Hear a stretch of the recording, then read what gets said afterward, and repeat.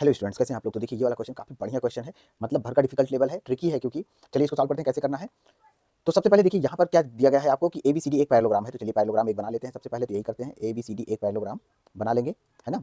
Yes, तो A B C D, ठीक। इसके बाद दिया गया है कि पी जो है वो डी सी का मिड पॉइंट है, तो डी सी का मिड पॉइंट यहाँ पर होगा, ठीक है ना। और ये है पी, यानी कि ये दोनों, ये और ये बराबर होगा, है ना। और उसके बाद में Q is a point on A C, तो ए सी को भी ड्रॉ कर लेते हैं। Yes, okay.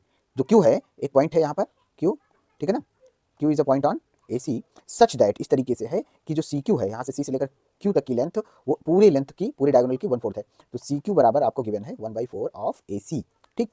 उसके बाद में क्या किया गया है कि पी क्यू को प्रोड्यूस किया गया, और to meet B C at R, जो कि आर पर, यहाँ पर आर पर मिल रहा है। तो हमें प्रूव करना है आर क्या है, मिड पॉइंट है बी सी का, ठीक है। तो आइए चलिए सॉल्व करते हैं इसको, कैसे सॉल्व करना है ये, ठीक है ना। यहाँ पर पॉइंट मिल रहा है आर, ओके। अब देखिए, सबसे पहले कंस्ट्रक्शन थोड़ा सा करना पड़ेगा। यहाँ पर हम समझा दे रहे हैं, बहुत लिख नहीं रहे हैं, बस केवल बात समझ में आ जाए तो ये अपने आप सॉल्व हो जाएगा।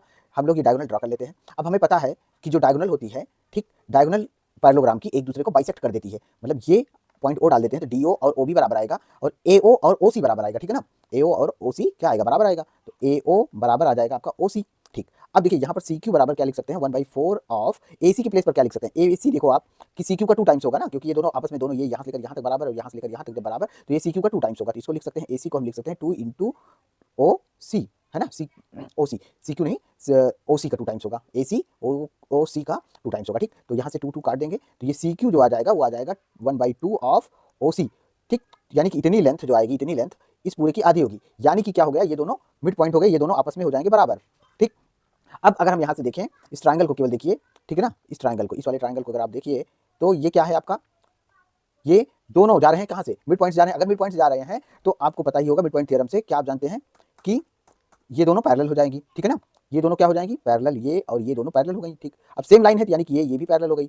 और अगर मिड पॉइंट से, ठीक है ना, मिड पॉइंट से अगर, अब इस ट्राइंगल को देखिए, इस ट्राइंगल को आप यहाँ पर, इस पूरे ट्राइंगल को देखिए कि अगर मिड पॉइंट से हम पैरेलल लाइन लेके जाते हैं, ठीक है ना, किसी ट्राइंगल में मिड पॉइंट के पैरेलल से, मिड पॉइंट से एक पैरेलल लाइन लेके जाते हैं, तो वो उसको क्या करती है, जिसपे ये कट कर रही है उसको बाइसेक्ट कर देती है ना, यानी कि ये मिड पॉइंट पर ही मिलेगी, ठीक। ये मिड पॉइंट थ्योरम थी, ठीक। तो ये मिड पॉइंट से आ रहा है, पैरेलल आ रही है, तो इसको भी क्या करेगी, इसके बीसी के मिड पॉइंट पर ही ये मिलेगी, ठीक। तो बस यही प्रूव करना था कि R is the mid point of BC, ये हो जाएगा आपका मिड पॉइंट हो जाएगा। Thank you very much.